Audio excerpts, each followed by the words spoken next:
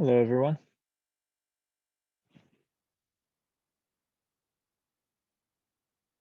Can you hear me? Okay. Yes. Yeah? Okay. All right. Are you ready? I'm kind of ready. It's like Yes. looks like 3:40 already.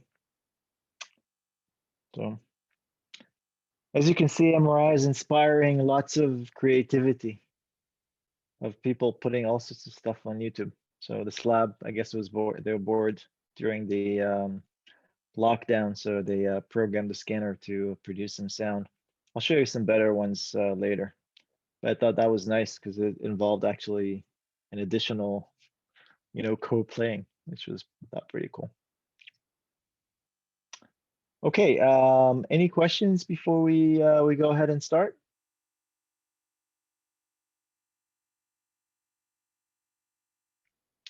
I had amazing office hours today. Um, I was able to do all sorts of stuff because nobody showed up. So yeah, what's up? It's not a good time?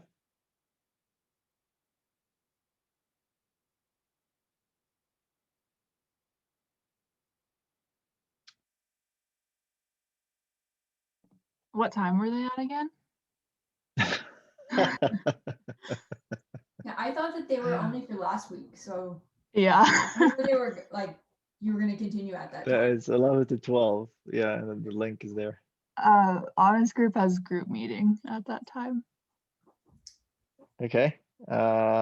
Should I move my office hours? I mean, is there raise your hand if you can't attend my office hours and you think you might want to attend my office hours. That you cannot, but you want to. Okay, well, there's a few of you. So I'll try to see maybe moving them to Monday. Would Monday be better? 11 to 12 on Monday? I didn't say when. Oh, I just said Monday to move. I'll take a look at my calendar. And after that, I'll try to figure out. I mean, I can also hold them after the after class, but that's kind of a little bit late. All right. Well, I think that kind of concludes that part. So I'm pretty excited. Today we're going to move into chapter 4. So we're slowly chugging along in the book. Please read the chapters before we actually cover them. That would be the best way. If you want to, prepare for class, I would read the chapters before. Then everything will be just like so much clearer because Dwight explains things so beautifully, and then that leaves me just a little chance to mess it up in your head. So hopefully that will be the case. Thanks again for those showing the cameras. Really appreciate that. It's always nice to look at faces. I've got a 60-inch screen, or maybe 80. I forget. Something like big screen now that I'm staring at with like big faces staring at me. So it's nice. Okay, so chapter 4 involves physics. So we'll try to go over relatively quickly over that. Again, we touched some of it, and again, this class is not like quantum mechanic. Most of the descriptions that we're gonna talk about are classical descriptions of MR. So I'll just mention a few things such that if you see them at other places, then you'll be able to corroborate and like correlate and kind of reflect some of your previous knowledge to the knowledge that you're acquiring. So in general, if you actually look at the types of nuclei that produce magnetic resonance, is really nuclear with odd number of protons and neutrons. So if you actually look at the spin angular momentum, is actually it's an operator that's described by S H bar, I hat, where I hat is pretty much a quantum mechanic operator. I don't want to get too much into details, but those that are familiar, then you should be okay with that. Those are not, just take it as is. Now, associated with the spin angular momentum, there's also an inherent magnetic moment that is actually proportional to the spin angular momentum. So it's really mu is gamma S, which is also gamma H bar I. Okay, so they're related to each other. The fact that you have a angular momentum, that's an inherent property of the nuclei, there's also a magnetic moment that's associated with it. And so they come kind of together, hand in hand. Now, in a strong magnetic field, we said it spins aligned with the magnetic field, giving rise to a net magnetization. So kind of a net magnetic moment is being produced by the fact that those spins are aligned. And so now we're going to look at, again, an ensemble of spins. So all these small mu's sum up to a big M, which that big M is not that big, to be honest. I mean, but it's enough to be observable, which is good, which is good. Now, what happens really is, again, from a quantum mechanic point of view, when you have the I guess spins inside the magnetic field, they quantize into effectively two states. So if you look at the potential energy of a magnetic moment inside a magnetic field, is really the cross product of the negative cross product of the magnetic field with the magnetic moment. But really, there's no transverse component. It's really just a component of the magnetic moment is aligned with the field that makes that that has that energy. And so effectively, you've got yourself, since at the spin angular momentum is split into two states, either plus or minus half, then you've got this difference between the two states, two energetic states. So the delta E is really gamma over 2 pi H B0. So that will be the energy difference between two states, either state that is aligned with the magnetic field or opposed to the magnetic field. And the lower one is the one that is aligned with. And so there's a tendency to more spins, like to stay in that state, but they fluctuate back and forth all the time due to thermal fluctuations. So this is called also Zeeman splitting. So when there's no field, basically it's called a singlet state. But once you've got yourself a field, so basically single state is a degenerate state, like it basically those two states kind of merge into one. But once you have a field, then you've got these two states and two population, either eta plus or eta minus, and the spins jump between those states due to thermal energy. And if you look actually at the ratio between eta minus and eta plus, it really obeys the Boltzmann distribution. So you can kind of calculate what that ratio is, and that ratio is 0.999993. So it's about 7 ppm.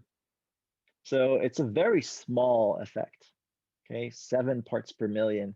7 out of every million spins will actually align. I guess there's a net of 7 extra spins that are aligned with the field as opposed to the other out of a million. Okay, so small effect, and that's why NMR is actually, or MRI, it's pretty weak. It's always SNR kind of limited type of modality. So it's unlike, let's say, nuclear medicine, where each photon that you actually capture has huge amount of energy, or even with cameras, like just every light photon has very large amount of energy. Here we're talking of very small, very small effect, which is still kind of surprising that it still exists and still observed, and you can still make those amazing images. I mean, just from that small amount, right? in the book, you can see kind of an equation. I don't want to really derive it, but it really gives you kind of a sense of proportionality of how the magnetization relates to certain conditions. So the magnetization is, of course, linear with the number of spins. It's also linear with B0. So if we increase the magnetic field, then the amount of polarization also increases linearly, approximately, by the way, around that object. So this is all kind of like approximate, because obviously it's not going to be linear. So it's linear around 3, from 1 to 3t, it's approximately linear. But as you increase more and more, it will become nonlinear. Let's see what else yeah, it's inversely proportional to temperature. Okay, so if you want more more polarization or more magnetization, you want to reduce temperature. That's kind of a problem, especially when you're imaging people, because pretty much you're dominated by the body temperature. So you can freeze a person to death, maybe to very, very low temperature, then you might get a better MR image, but not a great image after all, because the person would be dead. Do they do then that? what's Sorry to interrupt. Do they do that with ex vivo scanning? Do they cool the sample? Yeah, actually that can be done, but let me show you also an example where the sample is cooled in order to achieve a lot of magnetization. Just one slide away. Okay. I'll give you an example. The other thing is proportional. It's actually proportional to gamma square. So if you have a gyromagnetic ratio that's large, then that's really good. But that means that if you have some gyromagnetic ratio that's, let's say, a factor of 2 lower, that also means that your polarization is going to be fourth of, let's say, carbon, for example. Carbon has about fourth of a gamma than proton. Well, it has actually fourth the polarization. Okay, so that's a pretty big consequence of having gamma proportional with square. So here's actually how you use certain things. So for example, one of a cool application actually. So normally we're talking about polarization of about 7 ppm, right? Like it's very little amount of polarization. Okay. And if we're talking about carbon is even lower, right? Like we're talking about like fourth because of gamma, right? So that's even worse. So that's a problem. And then even with carbon, if you look at the natural abundance of carbon, in fact, it's somewhere around 3% of carbon-13. So actually carbon that exhibits the NMR phenomena, it's even much lower. So it's really, if you are doing in vivo carbon-13 natural abundance imaging, you're not doing well. You're basically, if that is your PhD, then that PhD, if you just get one image, you need to average throughout your PhD just to get maybe a 1 meter, cube voxel worth of signal. Okay, so it's like, it's just not gonna work for you. Like everything is against you in that case. However, electrons have a huge gamma, way bigger than protons. And actually, if you cool electrons down to, I don't know, about I guess 1 degree Kelvin or so, then at 1 degree Kelvin, electrons, will have almost 100% polarization. Okay, so they will be completely polarized, whereas protons, even at 1 degree Kelvin, we're talking about very small effect. I mean, if we go down to, I don't know, 10 to the minus 3 degree Kelvin, well, then you've got a lot of polarization. But at 1 degree Kelvin, which is pretty cold, it's still very low. So here's actually a way that people have come up to increase the polarization. It's called hyperpolarization, or DNP, dynamic nuclear polarization. So the idea is the following. You take a sample that is enriched with carbon-13, you mix it with free radicals, stable free radicals. Now, stable free radicals will have free electrons in them. Then you drop it into the bottom of a very high field magnet, so like 3T magnet, and you cool it down, the entire sample, you cool it down to 1.2 degree Kelvin. So at that temperature, then the electrons are completely polarized. Then what you do is you irradiate this sample with microwave. And that irradiation has a tendency to bring the order that, the polarization of the electron, to transfer them to the protons. Now, I don't know, how it is actually done from a physical point of view. I'm just going to wave my hand. It is transferred. But slowly but surely it will. And over about 45 to about an hour, 45 minutes to an hour, the carbon sample would be almost 100% polarized. Then there is this really nice trick of putting some, like heating that sample very quickly, putting it out, putting it into a syringe, and you're able to inject that hyperpolarized carbon into some subject, which then that hyperpolarized carbon can go through metabolism. And because its polarization is so high, you'll be able to actually get significant amount of signal out of it and be able to image this metabolic activity. So here's where actually you do cool some sample in order to achieve more polarization. Then you heat it up very quickly and inject it into a body. So you keep the polarization for a little bit. It stays for about 45 seconds or so, and then it gets back to equilibrium, which is a shitty place to be. All right. Cool. So let's talk a little bit about magnetism. So most objects exhibit what we call induced magnetism. So once you put a sample inside the magnetic field, that sample is being magnetized. Okay.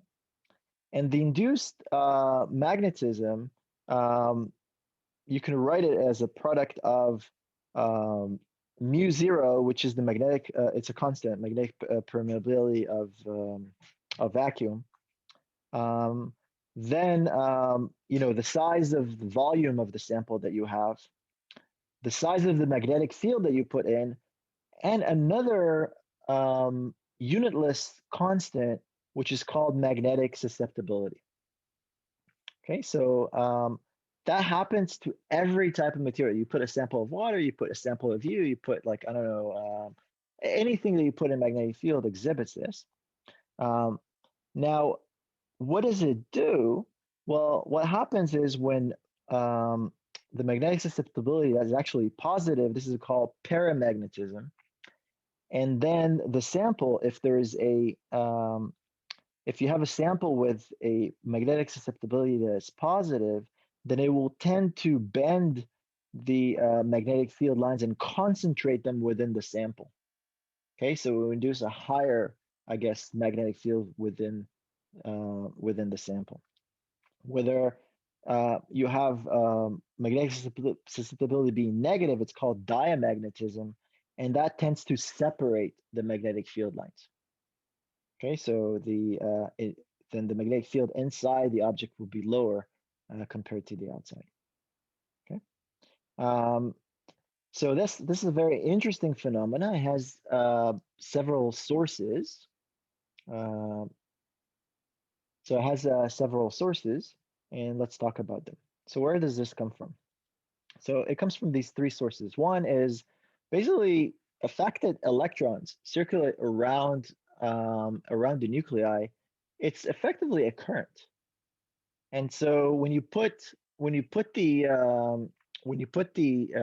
this atoms inside a magnetic field, well, the magnetic field would interact with those circling electrons. It will have some effect on them, and the effect would be to pretty much kind of change their orbit a little bit. The other effects are magnetic moment of electron, which are also quite big.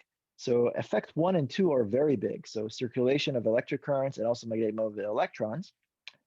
And the third one, of course, is the magnetic moment of a nuclei, right? That's the one that we look at NMR. So the other two are not related directly to nuclear magnetic resonance. It's really the third one that is. And effect 1 and 2 is much bigger. We're talking about orders of magnitude bigger than effect 3. So let's talk about effect 1. Effect 1 is explained just by classical physics. So if you have let's say some protons and an electron orbiting it, you put in a magnetic field, and the electron orbits, but because of the magnetic field, then the electron will tend to actually move to orbit in a higher, I guess, or further away from the nuclei, and that would change. I guess that would change the magnetic field that the actually nuclei will see. So this has a contribution. Okay. Now, effect 2 and 3, we said are intrinsic magnetism that depends on gamma and the spin angular momentum. And gamma of electron is way bigger than gamma of protons. So you can say, well, why don't we do imaging with electrons, like electron spin resonance? Why shouldn't we do that?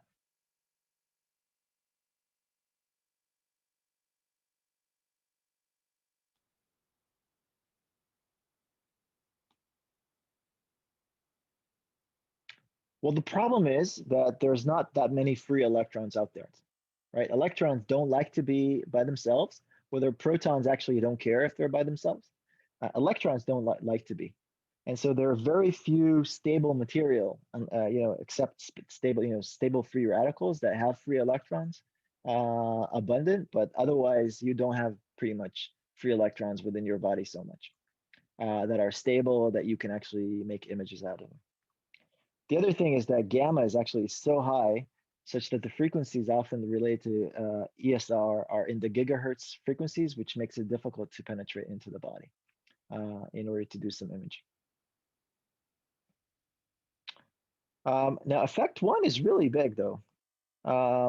Macroscopically, if you think about it, it creates a big bulk change in the magnetic field. So the magnetic susceptibility of water is about negative, so it's diamagnetic, it's negative 9 ppm. Okay, so -9, 10 to the -6. Where the proton, which is paramagnetic, it's about 4 parts per billion. Okay, so we're talking about a much larger effect. So effectively, when you put a sample of water inside a magnetic field, you will see a huge change in the magnetic field distribution within the magnet due to this effect. Okay, due to this effect, you'll see a big change in the magnetic field. Now, when you put your head inside the magnet, that's why I was saying that usually magnets are shimmed to about 1 ppm homogeneity, because once you put your head inside, because your head actually is made of water and there's air and there's a lot of susceptibility differences between the outside and your head, then the amount of changes of the magnetic field that you're going to get are going to be much more significant. And so it's really kind of a bulk change of magnetic field changes. Now, this something is real. So if you actually look at this video over here, this is a frog that is put into a 20+ Tesla magnet. And because frogs are made of water mostly, and water are diamagnetic, then this frog will exhibit diamagnetic levitation. The force that would be applied on this frog would be actually the opposite. It's not attracting force, but it's repulsive force, and so it would pretty much levitate. A similar phenomena happens when you actually put this sample of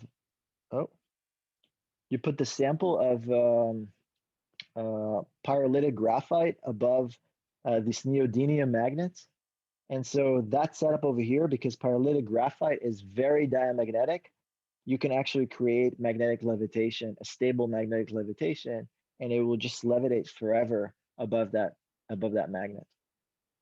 Okay, so this is graphite, so it is diamagnetic.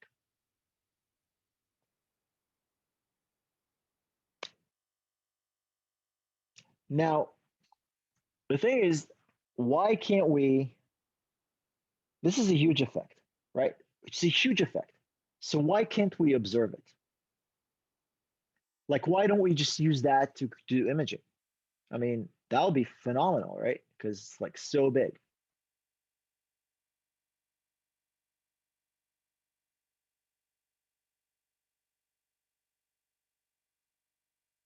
It would have been great, right? It would have been good. Like to be able to image this type of a phenomenon, right? Because it's so large.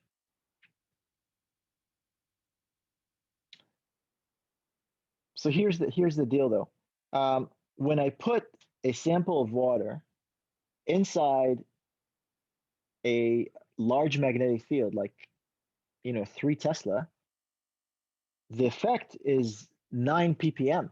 So the water will exhibit a reduction in field of about 9 ppm. Okay. I mean, that is still a small effect with respect to this huge magnetic field, the 3 Tesla that we're talking about. And they're just overlaying on top of each other. So it's really hard to say, are we talking about inhomogeneity? I mean, how would I measure that? Like I need a super sensitive magnetometer that will be able to sense that. But that magnetometer needs to also have a huge dynamic range. It needs to operate, at 3 Tesla and be sensitive to, micro Teslas or even smaller. So it's very difficult to do. Now, the effect with the magnetic moment of protons is different. There we have resonance. And when we have resonance, that means that the magnetic field that is induced, that's going to be induced, is actually going to be in the RF. So because it's in the RF, we can separate its contribution to this, to the static magnetic field, which is the B0 field. So they're different. That's why we're able to separate them. But this effect, there's no resonance here. There's no frequency. It's just a DC field that's overlaid on top of a really large DC field.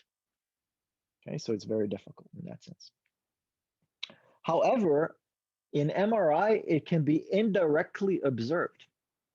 So if I put, for example, these vials of some material inside some other material, then if the magnetic susceptibility of the material inside those vials are different, then those changes in magnetic susceptibility will cause the field next to those samples to change. So the field inside, the sample would change, but it also affect the outside of the sample. And actually in MRI, we can map the field somehow. There is a possibility to do that. We'll talk about how to map the field, but effectively the water, I guess the protons around that sample will then resonate at a slightly different frequencies because of those frequency changes. And we'll be able to map those frequency changes and create this field map. Once you have the field map, then you can try to figure out or deconvolve this effect of magnetic susceptibility and actually try to figure out what is the quantitative magnetic susceptibility values of these vials that would create those field changes. So it is possible to do this. This is called magnetic susceptibility or quantitative susceptibility mapping. In fact, Chunlei Liu, who's a faculty in the department, my colleague traditionally sits an office next to my office when we go to our offices. But if I actually shout loud enough here, he might hear me because he lives maybe 3 miles from here, from where I'm. But he's an expert in actually the ability to, how do you use MRI to map magnetic susceptibility. But in MRI, we observe this large effect indirectly by observing the frequency of the protons. Okay, so it's a little bit different. but that can yield to actually really interesting results. For example, this is a map of susceptibility inside the brain, and you can see that there's a lot of structure by looking at the quantitative susceptibility map inside the brain. So it's very, very interesting phenomena that people are using to try to look at all sorts of things inside the tissue through indirect observation. Any questions quickly?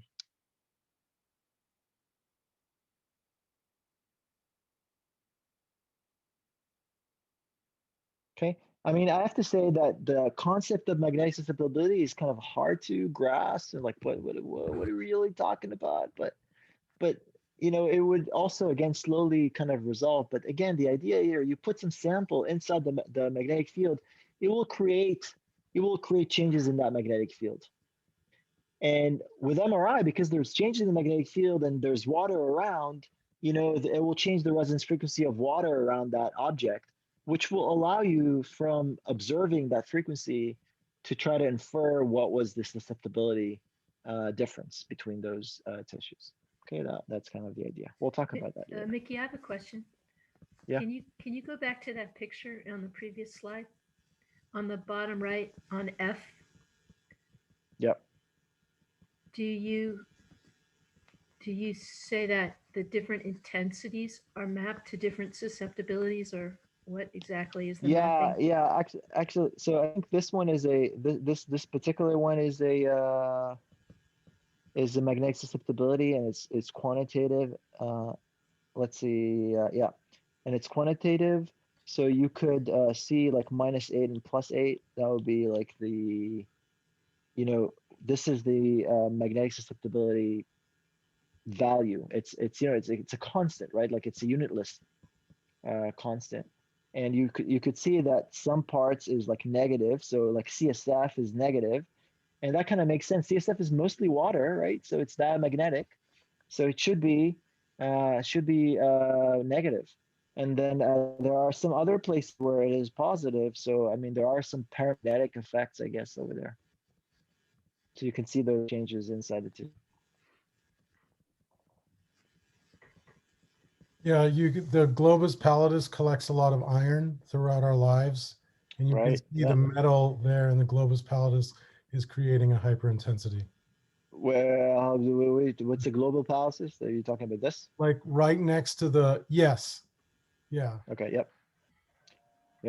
So calcium, as well as you know, I guess the iron deposition. I mean, this is one ways that you can actually look at that. Actually, do quantitative iron quantification is very important in the liver, but also in the brain and other parts of the body. You can use MRI in order to do that by looking at quantitative susceptibility mapping.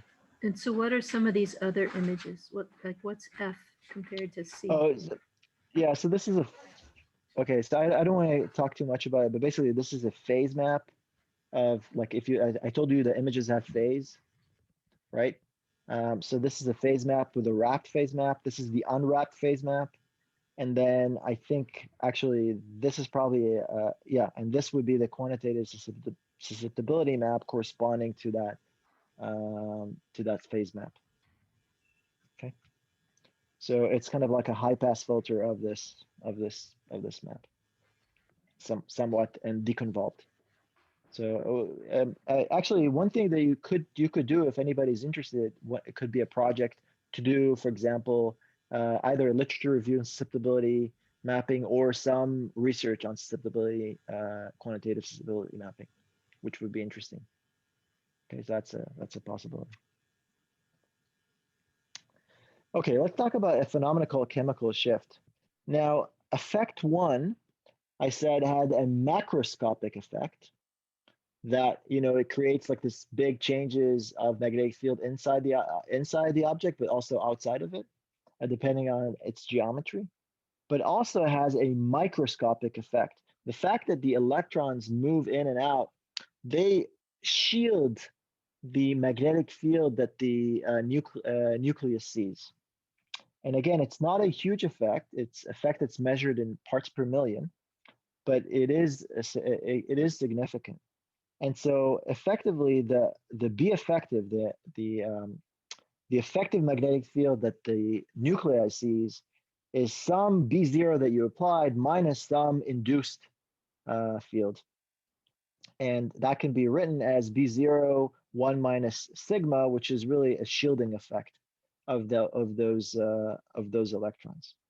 And that means that the effective resonance frequency is actually omega 0 multiplied by 1 minus sigma. Okay, so this is the shielding effect. Now the chemical shift is often measured again in parts per million. So it's really the resonance frequency minus some reference frequency divided by a reference. And that is times a million. That is kind of how it's measured. Now, in what situation this effect actually makes a difference? Well, actually, if you look at lipids have have definitely protons in them, right? They're made out of there's kind of like a carbon chain, I guess. And then you've got like the OH or H, I forget, H, I guess. And so on and so forth. So this would be a polyunsaturated fat, or you can have like saturated fat and so on and so forth, like with just maybe single bonds and so on and so forth, something like that. Sorry, this doesn't work like way. There's only 4 connections. And here you'll have H and H, and sometimes you'll have an OH at the end. Anyway, so the fact that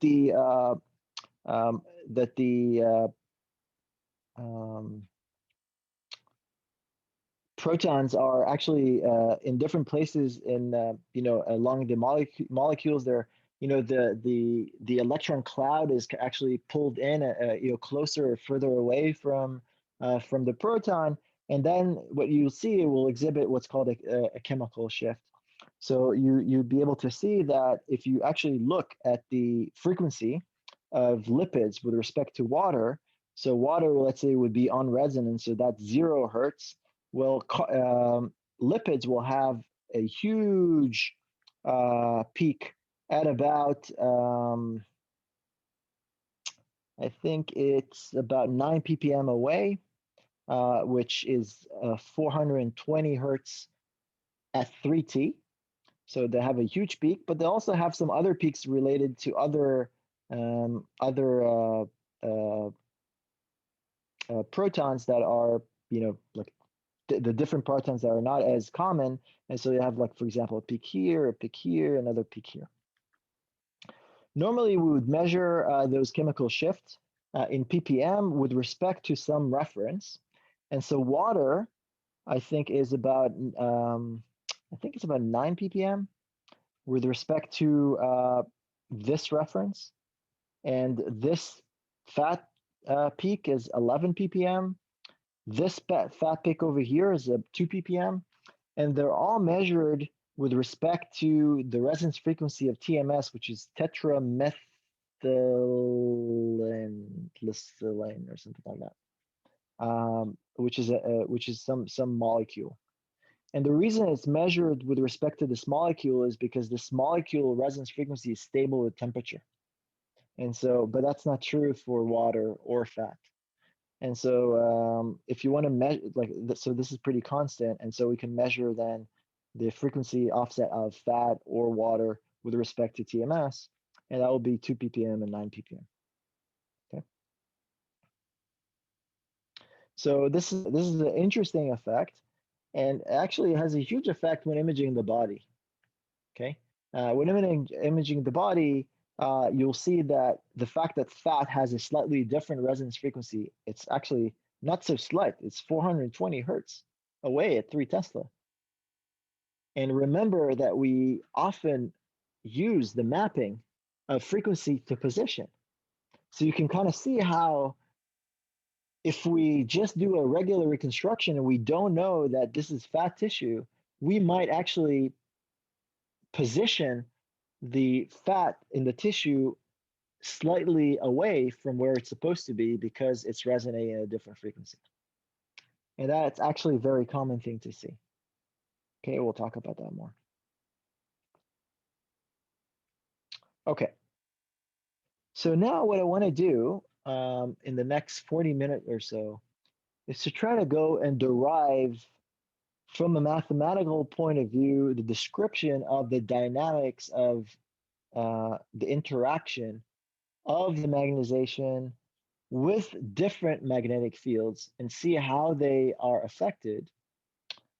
And once we derive this, we'll be able to then to go and solve this dynamics for a particular sequence or so, and be able to kind of derive the imaging and also excitation parts in later lectures. Okay. And there are going to be really three elements. The three elements are that there's going to be a precession about the magnetic field. So whatever magnetic field those samples are seeing, they're going to precess around that magnetic field. And that will be the main magnetic field, B0. It will be B1, which is the RF excitation, as well as the gradient fields, which also point in the same direction as B0, but they're distributed in space. So they vary in space, although albeit they are pointing in the same direction as B0. So there's going to be precession about those fields. The other dynamics that we're going to then derive would be the transverse decay. So the transverse component of magnetization is decay with a exponential constant, which is called T2. And there's going to be also a longitudinal recovery, which is also exponential. And that is really, if you remember the toilet analogy, that would be kind of like how the water fills in the tank. Okay, so these are the these three concepts. So let's talk about precession. Now I'm going to attempt to write on the slide, but if it doesn't work, I have a backup, right? So I'm just gonna then, show you this. So the first moment that it fails, I'm just gonna switch, but I'm just gonna go slow with you and just derive this. So what is precession? If you think about it, we have effectively a bar magnet, right? We have a south pole and a north pole of that magnet, and that has magnetic field lines, right? So, if you actually look at the magnetic field line, they're connecting north and south, and they're kind of it's so beautiful. Oh, magnetic fields are so great. Look at those. Oh, connected, right? They're always connected. Unless somebody gets a Nobel Prize here for discovering a magnetic monopole. I mean, that'll be cool. Right? But otherwise, we're talking about a north and south. And then we're going to put that in a very strong B0 field. Okay. Now, what would happen then? That magnet will feel a torque, right? There's going to be a force that's going to try to rotate it such that it aligns with the magnetic field, kind of like a compass, right? This is how a compass works. However, this beautiful magnet, if you remember, it's not just it doesn't have only a magnetic moment. It also has a spin, so angular momentum. So what we'll do, it would make it precess. So we want to derive this. Okay. So what is actually the torque? So if you actually look at the torque, torque is with a Q, right? Is that how you spell torque? Yeah. So the torque can be written as mu, which is the magnetic moment, cross product with B, which is the magnetic field. Okay. Also so this is like, physics 101, like mechanical, like, is that physics? What's the physics that we teach in Berkeley that teaches torque? Doesn't matter. Physics 54 or something or whatever. 5 or I don't know. Like there's a number, I guess. Who cares? All right, let's call it physics 101. And then,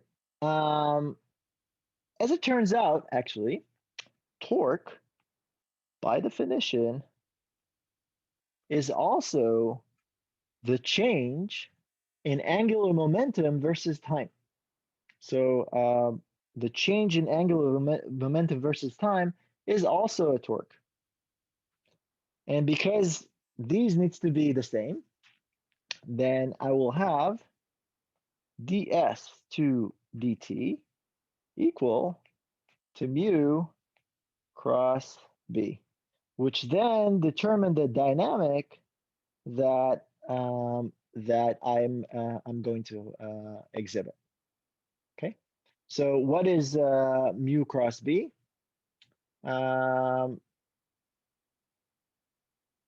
Sorry, the S2, okay, yeah, the S2 this. Now, if I then go ahead and multiply this by gamma and multiply also this by gamma,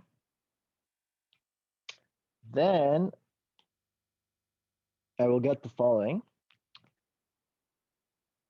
I'll get d mu, right? Because the S to dt is the change in angular momentum, but how does that relate to the magnetization? Well, it's just gamma times S, right? So then you have d mu to dt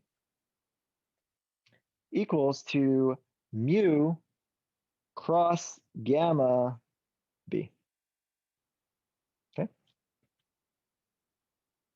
Any questions up to here? Pretty straightforward.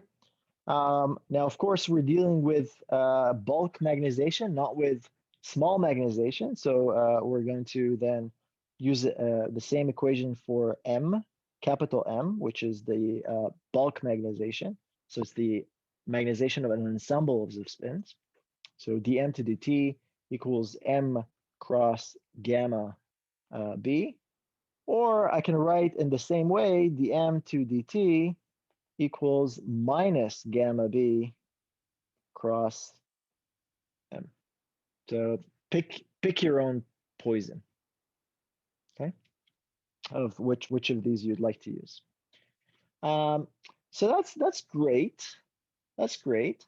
So if we actually stare at this equation, dm to dt equals m cross gamma b, right? Okay. So let's stare at this for a second and say, okay, what about B? Do we have control over B?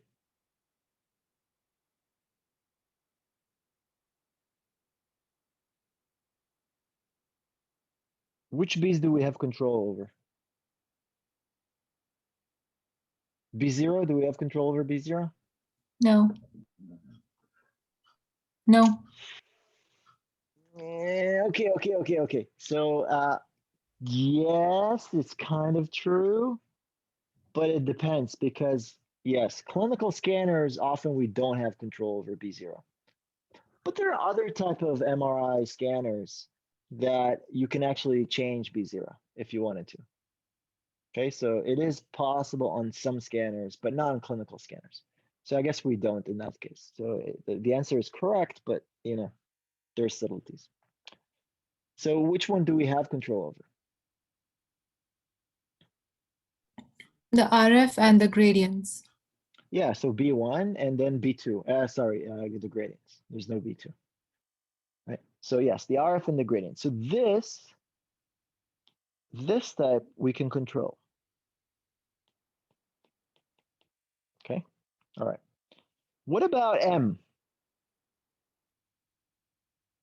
M is given, right? But M also has a spatial distribution, right? M is actually a function of R. It's a function of R, and of course, it's a function of time. But it has a spatial distribution. And what we really want to do when we image or make an MR image is we want to recover the distribution, spatial distribution of the magnetization. Sometimes we'd like to also image the, I guess, the temporal behavior, because, for example, if I want to actually capture the phase between fat and water, that has some temporal effect. But really, I want to recover the spatial distribution of M. So by changing B, we change the dynamics of evolution here, such that somehow we'll be able then to capture what M is in space. Now, if you actually look at this equation, this is a linear dynamic equation. So this is a first order differential equation that has a very simple solution that anyone taking 16B or some other class, like basic class, will be able to solve. And this particular type, when you have just a cross product, then the solution is actually precession. And it is a precession at a frequency. So the solution is precession. You know what, let me just switch. It's a precession at a frequency which is gamma over 2 pi times b. Okay, so that is the solution for this equation. So whenever you have kind of a cross something, that actually relates to, if you look at the eigenvalues in the solution, it will be cosine and sine, and then effectively you've got yourself, oscillations. Okay, so it will be precession at a frequency which is gamma over 2 pi times b. That will be the solution for this. Okay.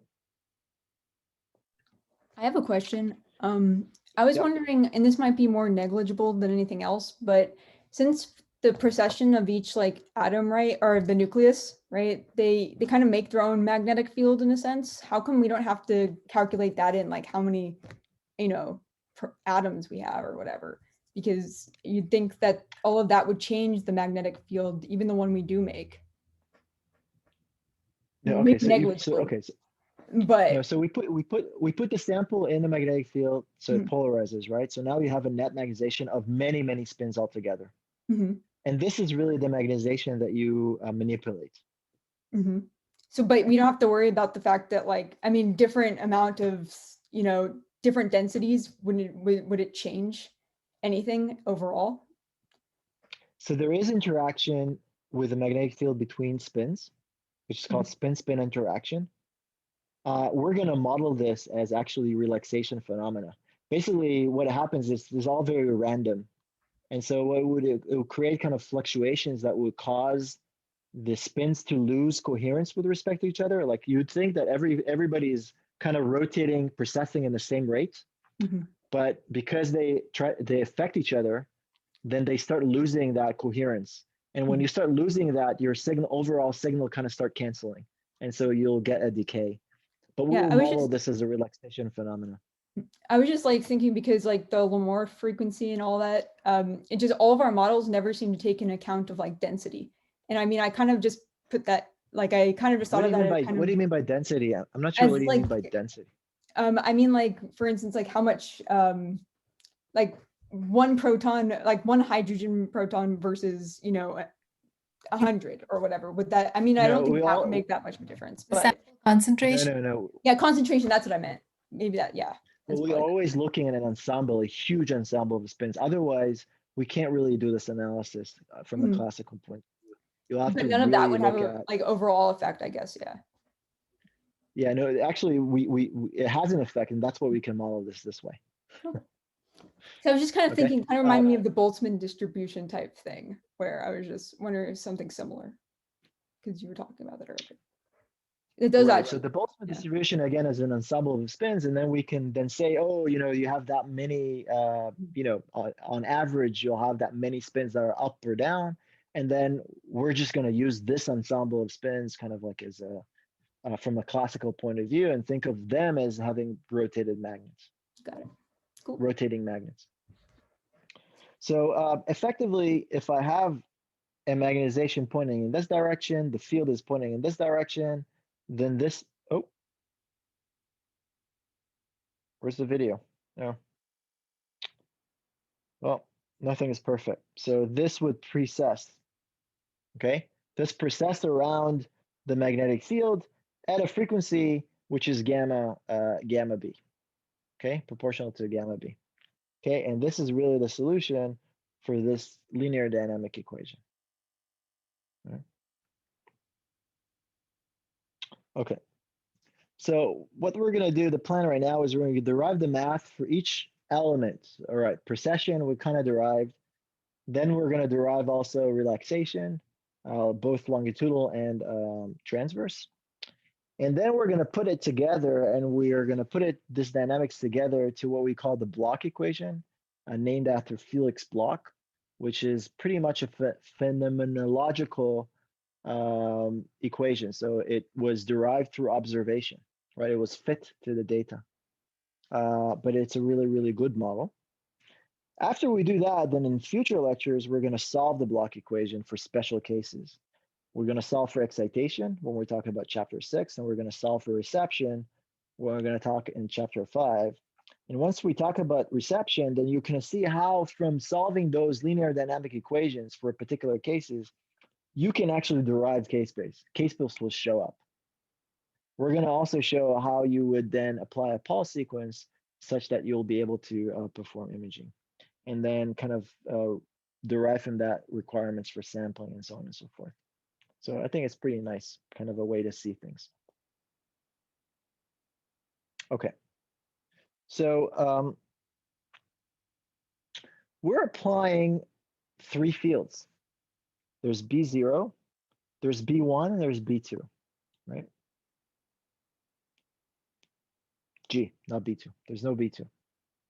It's G, right? Gradients.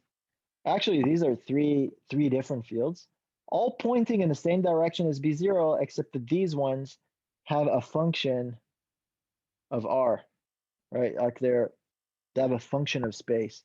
B0 doesn't have a function of space. B1, you can also assume that it's not spatially variant, even though sometimes it is. But again, like from the general case, it isn't necessarily spatially variant, but it is time varying, right? B1 is a function of T. Actually, G could also be a function of T. Okay. When you say R, is that just a vector from the isocenter? Yeah, R is actually R is kind of XYZ, you know, so Okay. it's like it's like a vector representing XYZ.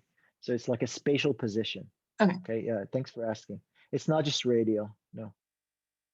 It's just okay, so R, it's a very typical thing to actually do. So to do it's actually this vector.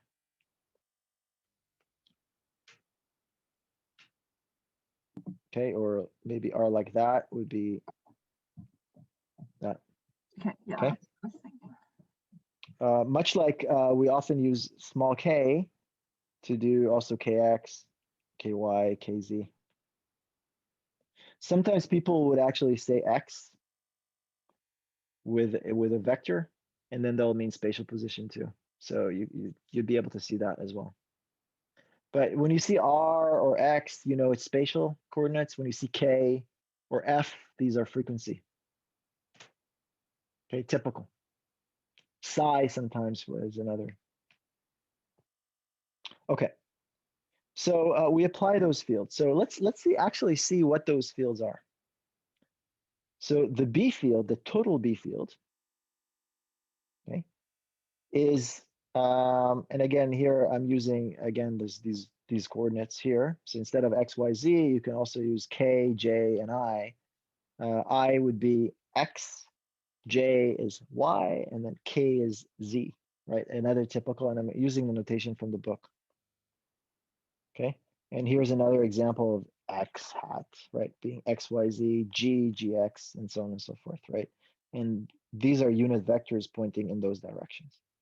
Okay, hopefully you follow with that. Okay, so the B field has a component which is B0. In which direction? Z. Yeah, I like pointing up. Yeah, that's great. Well, it's the direction of the main magnetic field, which is along the bore, right? We also call it often the Z direction. And here that's like, we describe it as K again, that's notation from the book. The other field is a gradient field. So what is the gradient field? It's not G, right? G is basically describes the slope, but the field itself, right, is G dot X, right? It's G dot position, okay? So if I apply just Gx, then my field is going to be Gx times X, right? In which direction?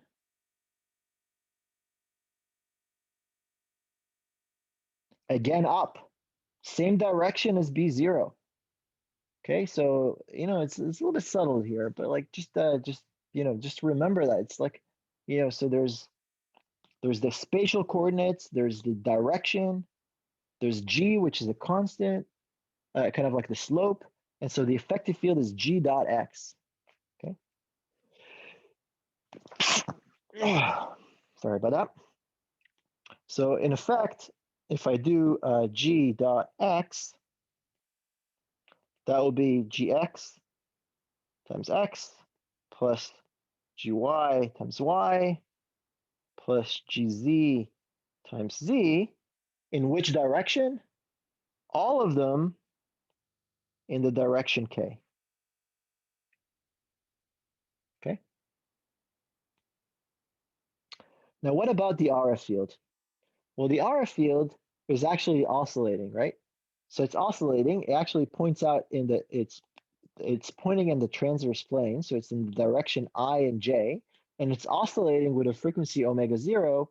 Therefore, I can write it as B1 B1x times cosine omega 0t in the I direction minus sine omega 0t in the J direction. And then there's also another orthogonal direction, which I can say B1y, which is multiplied by minus sine omega 0t in the I direction minus cosine omega 0t in the J direction. So this is an oscillating field, okay, made out of these two components. Okay, and the reason I said B1x and B1y, because effectively I can have the field start with a different phase. I can start the field, like, let's say at time 0, I can start the field to be along the I guess I direction, and that will be then just B1x. But I can also have it with a slightly different phase, let's say 90-degree offset, and that will then be in the J direction, and will be just the B1y would be the contribution, right? So, or it could be anywhere in between. Okay, so this is an oscillating field. So this is the RF, this is the gradient, and this is B0. Okay, so these are the fields that are being applied. So our dynamic system, our dynamical linear system is really just processing around this field. That's what it does. It processes around this field. Okay. So the magnetization is really MX, MY, and MZ. There's 3 components to the magnetization, right? And it processes around the field that is being applied. The frequency of rotation is always gamma times the magnitude of B that is applied. And the axis of rotation is always normal to the direction of the field being applied. Okay, that means that if I have magnetization pointing in this direction, I have a field pointing in this direction, hence I will have a precession around that field. What is the frequency? The frequency is proportional to the magnitude of the field. So if I increase it, then this thing will just go faster. Right? We'll just go like woo, really fast. And then if I increase it more, but it will just process in the same axis, right? Now, if I actually change the axis,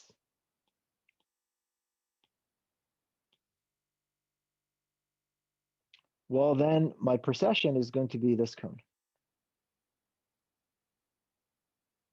All right? Make sense? Okay.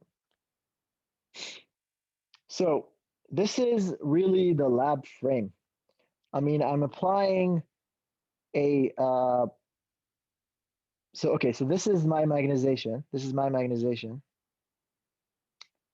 This is the B1 field, which is small. This is B0 plus G times X, G dot X.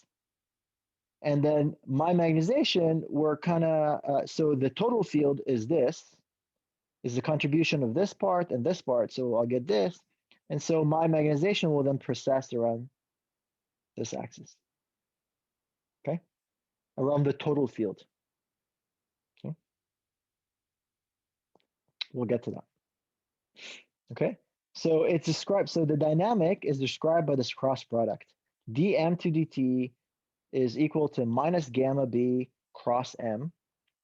And sometimes we don't like this negative. I mean, the negative is because the geometric ratio of protons. We don't like this negative, so we just flip those and it's not negative.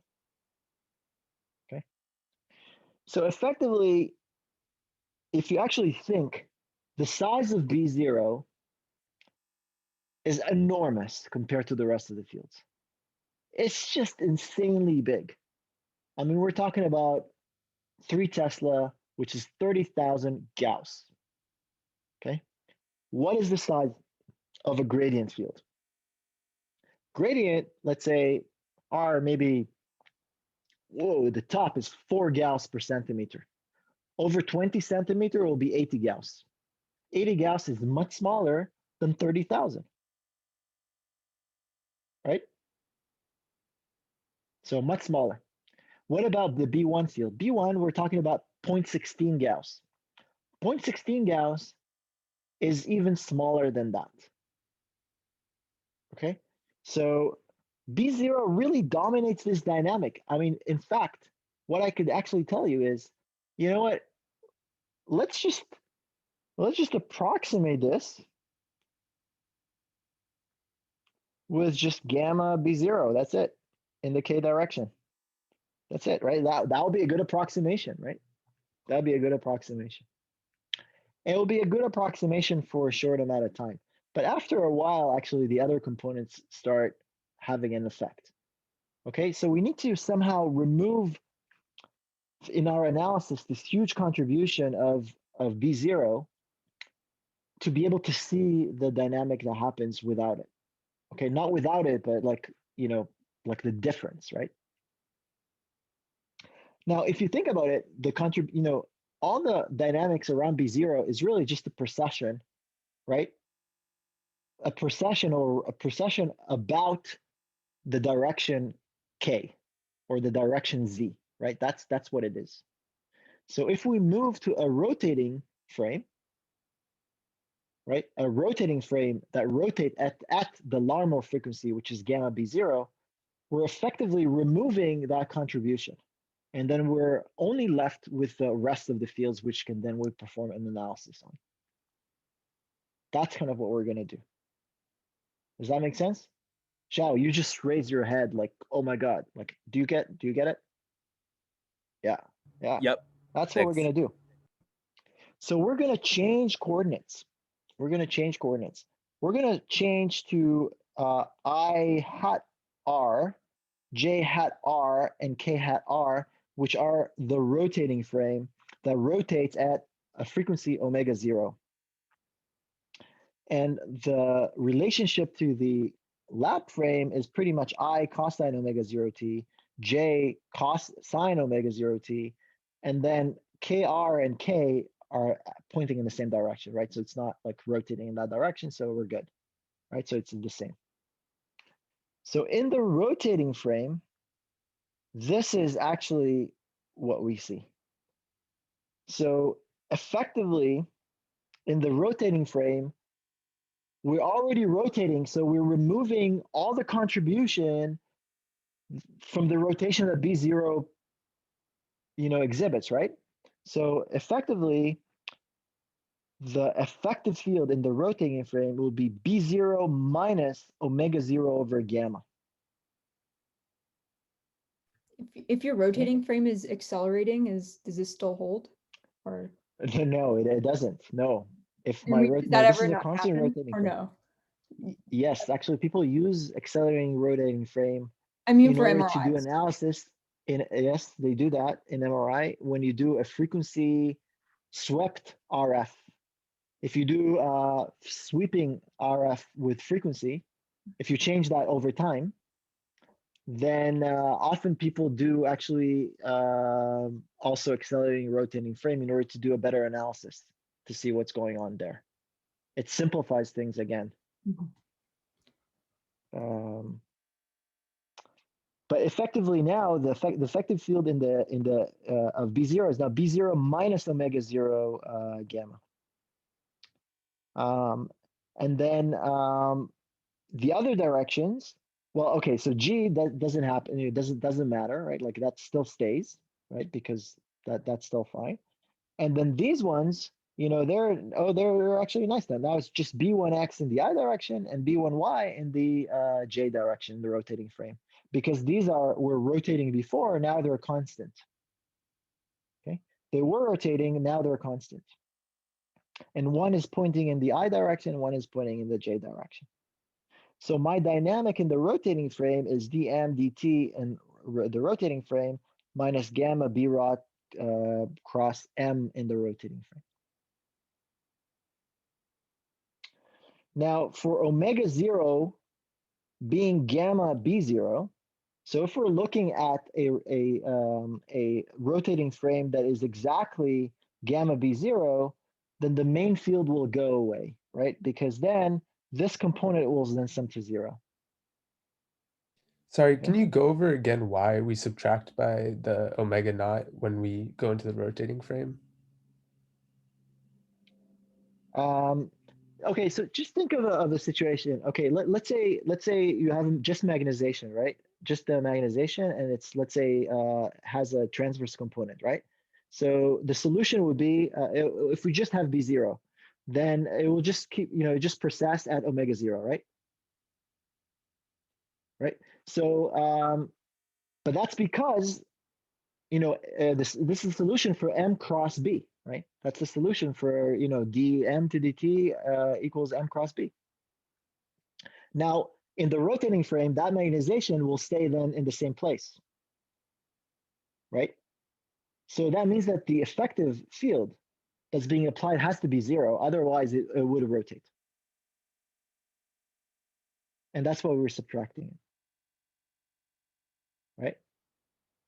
If we look at, let's say, at a slightly different frequency, let's say omega 0 would be 1 hertz away from the resonance frequency. Well, then we'll still see some precession, right? That's happening at 1 hertz. Well, that means that there is an effective B field that's still remaining, and we'll have to model that. The only place that B0 cancels is exactly at resonance. Okay, and so that's kind of that's the argument. So this is a much simpler dynamic equation, right, to solve. Who cares about B0?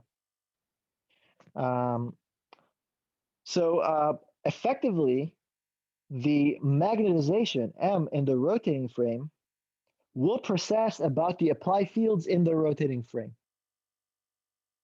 So in the rotating frame, this magnetization will precess about this field. So it will precess about, you know, whatever gradient field and whatever RF field is being applied, as if B0 doesn't exist. Okay? As if, right? So it's a much simpler analysis. Okay, so then let's look at what it's actually doing.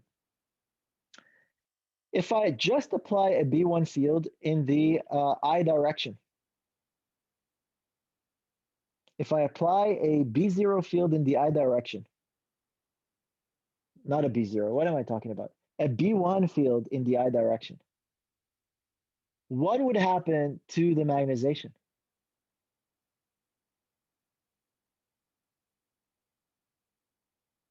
It will precess around this field.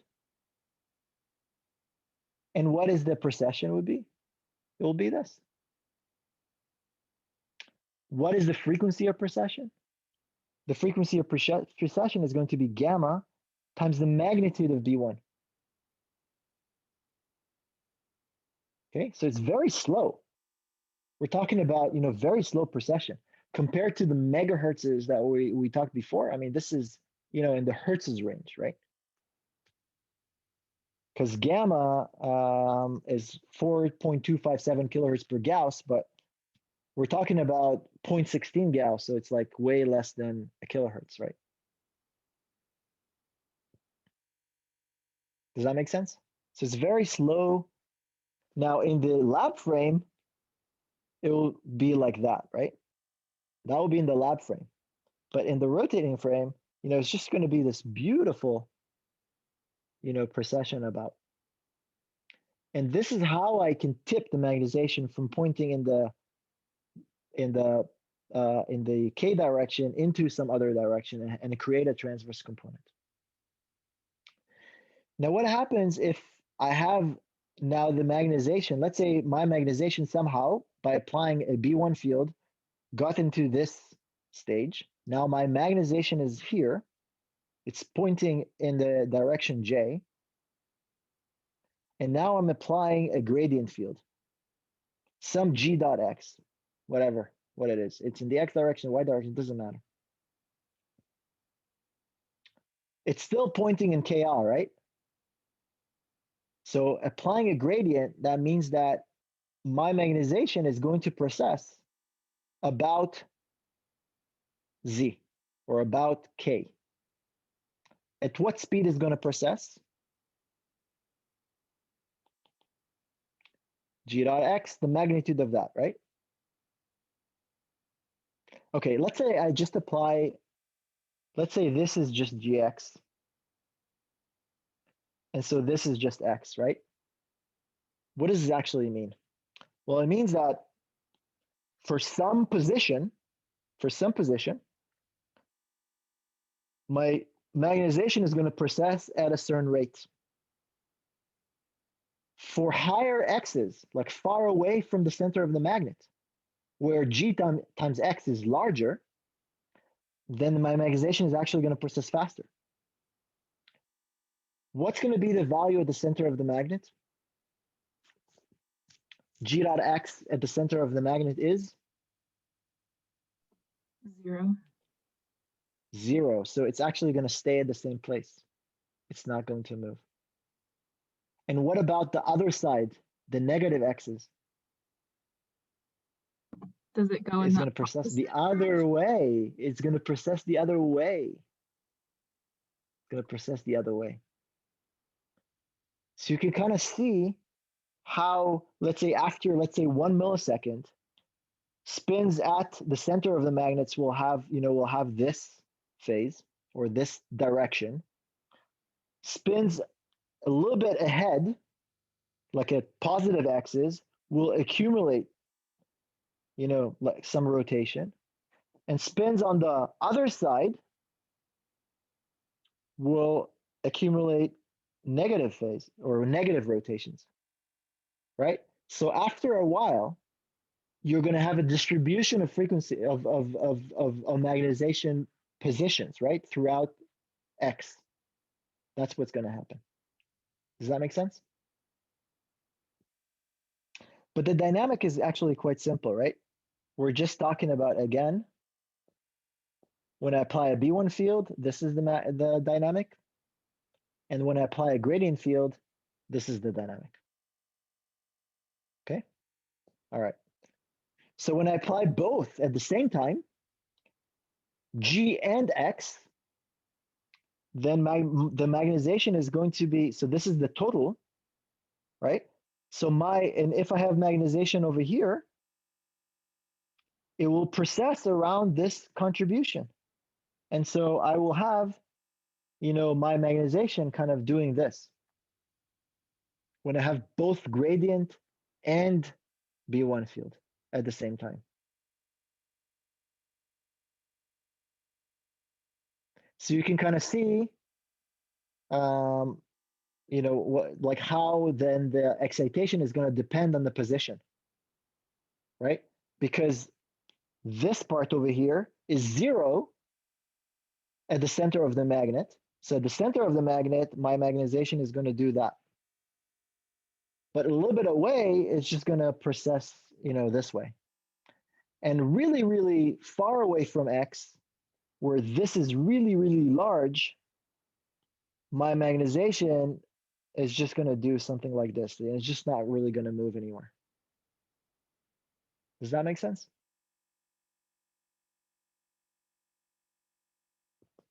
Okay. So I'm again running out of time as usual. I'll just kind of give you a heads up of what is T2 decay. So T2, so if we actually look, I mean, all the signal that we get is from the transverse magnetization.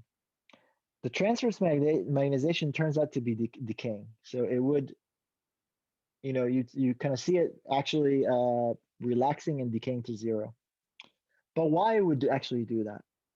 Well, the thing is, it's due to what's called a loss of coherence. So if I have, for example, a spin by itself creates its own magnetic field. So it will have a dipole field, right? A single spin will have a dipole field. If you put then spins next to it, those would see some, will interact with the fields of each other. And so the spin over here will see some field induced by this one, and this one will see field induced by this one, and this one will see a spin induced by this one, and this one will see this, but they're all different. That means that their precession frequency is going to slowly change over time. And because it slowly changes, they're going to accumulate different phase. And overall, after a certain amount of time, they're going to start destructively interfering with each other. And that would effectively cause loss of coherence and decay of the transverse component. So this is called T2 decay, or the transverse relaxation is also called spin-spin relaxation. It's really not a strong function of V0, but it is a very strong function of the type of tissue. So if you have solids where spins are really, are actually stuck and they cannot move around, they'll see a lot of those differences because they're stuck. This one will always see like a big field from this one. This would see a big negative field with this one. This sees a different field from this one. Where there are spins in liquid will kind of like travel around, and they're all going to see kind of like an average similar field. So in liquids, the coherence stays actually for a longer amount of time, whereas in solids, it's a very, very strong effect. Okay. Now, how do we describe it mathematically? Well, often we describe mxy as actually a complex number. It's really a nice way of describing things. So it's a very typical thing to describe because it's very easy to work with. So mxy will be described by mx plus I my. And so to describe relaxation, this decay, we describe it using this linear dynamic system where dmxy, just the transverse component, to dt is negative 1 over T2 times mxy. The solution for this thing is an exponential decay, right? That's the solution for this thing, is just an exponential decay. And you can actually derive this. So we're going to do it next time. So this will be then the dynamic of mxy. It's going to be e to the minus t over t2 times mxy at time 0. And this is a major source of contrast. The other component, of course, of dynamic is T1. Okay, you know what? I think I'll just stop here. We're going to go over that again, but I'm just going to give you a heads up. The idea there is that different tissues will exhibit different relaxations, and so you can kind of see how over time you'll be able to distinguish between the signals of, let's say, gray or white matter by how fast their signal decay. Okay, that's one example. So next time, which is Thursday, and today is not Thursday, so it's this week, we're going to talk more about that. And I'm going to talk about T2 decay, T1 recovery. We're going to put the block equation together, And then we're gonna move to chapter 5, which we're gonna then basically solve the block equation. Okay. And with that, anything else? Ekin has homework due today. Everything's okay on the homework? I mean, I didn't hear anything, so I'm a little bit freaking out here. Seems like it. Yeah, it's due at midnight. No one in office hours. Yeah, so yeah, not that great, you know, of a feedback. So don't freak me out, you know. That's kind of my. Now, I don't know if you noticed, but some of the homework is very similar to homework that we're given in the past. The idea is not for you to look at solutions from past years. The idea for you is to just mitigate with this by yourself. And if you can't, go to office hours, ask questions, and so on and so forth. So please do me the courtesy of not looking at past year's solutions that you may have obtained from colleagues that took this class in the past. Okay? Because it's going to hurt you. All right. So with that, have a nice day, and I'll see you on when am I going to see you? Oh, there's a. Do we have a section tomorrow? Yeah, section tomorrow at 3. And you're going to cover one question from the homework, right? Yeah, from the next homework. Yeah. Okay. Take care, everyone. Thank you.